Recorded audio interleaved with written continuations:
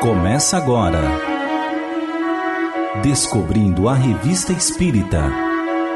Os fatos, os fenômenos, as análises que auxiliaram Allan Kardec a consolidar os alicerces do Espiritismo.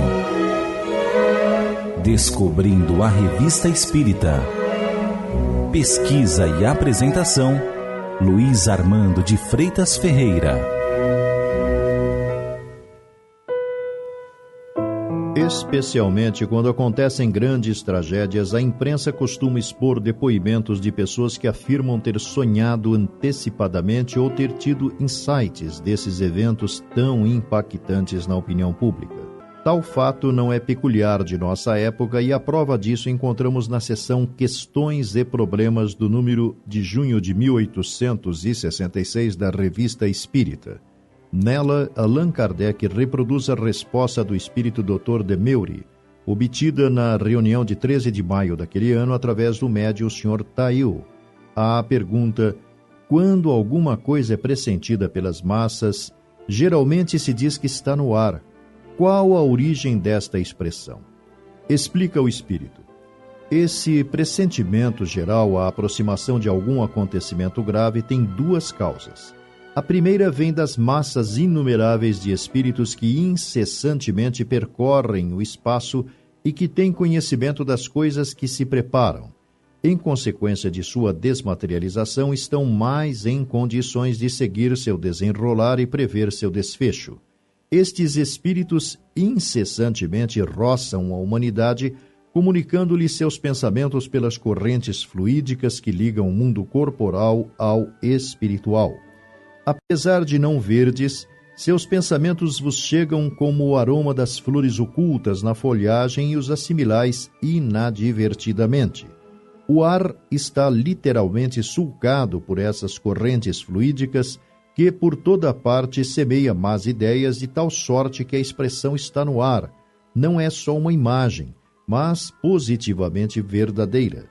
Certos espíritos são mais especialmente encarregados pela providência de transmitir aos homens o pressentimento das coisas inevitáveis, visando lhes dar um secreto aviso, cumprindo essa missão espalhando-se entre eles. São como vozes íntimas que retinem no seu íntimo. A segunda causa deste fenômeno está no despreendimento do espírito encarnado durante o repouso do corpo. Nesses momentos de liberdade se mistura aos espíritos similares, aqueles com os quais há mais afinidade. Impregna-se de seus pensamentos, vê o que não pode ver com os olhos do corpo, relata sua intuição ao despertar como de uma ideia toda pessoal. Isso explica como a mesma ideia surge ao mesmo tempo em 100 pontos diversos e em milhares de cérebros. Como sabeis, certos indivíduos são mais aptos que outros para receber um influxo espiritual, quer pela comunicação direta dos espíritos estranhos, quer pelo despreendimento mais fácil de seu próprio espírito. Muitos gozam em graus diversos da segunda vista ou visão espiritual, faculdade muito mais comum que pensais e que se revela de 1000 maneiras. Outros conservam uma lembrança mais ou menos nítida do que viram em momentos de emancipação da alma.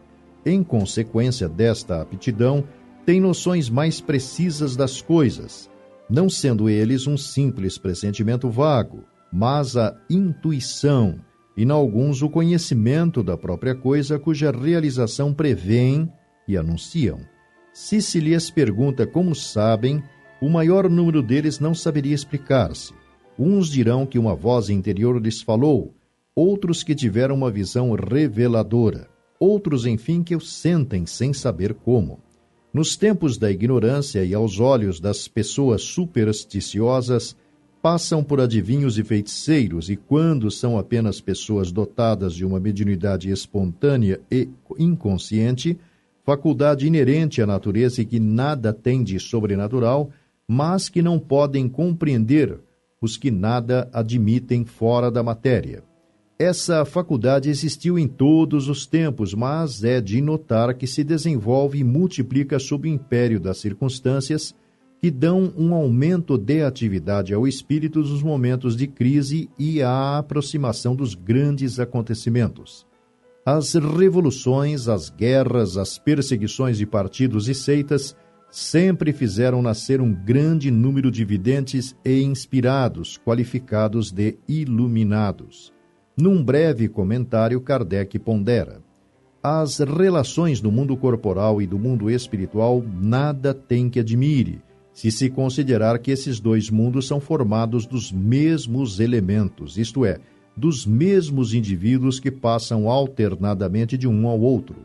Tal como é hoje entre os encarnados da Terra, será amanhã entre os desencarnados do espaço e reciprocamente. O mundo dos espíritos não é, pois, um mundo à parte.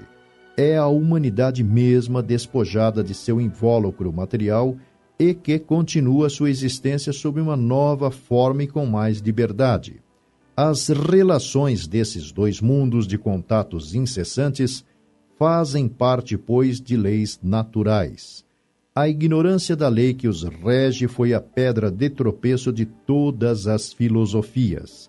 É por falta de seu conhecimento que tantos problemas ficaram insolúveis. O Espiritismo, que é a ciência dessas relações, dá a única chave que os pode resolver.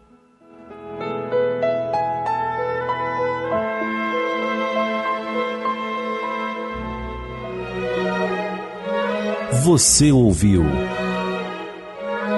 Descobrindo a Revista Espírita. Pesquisa e apresentação, Luiz Armando de Freitas Ferreira.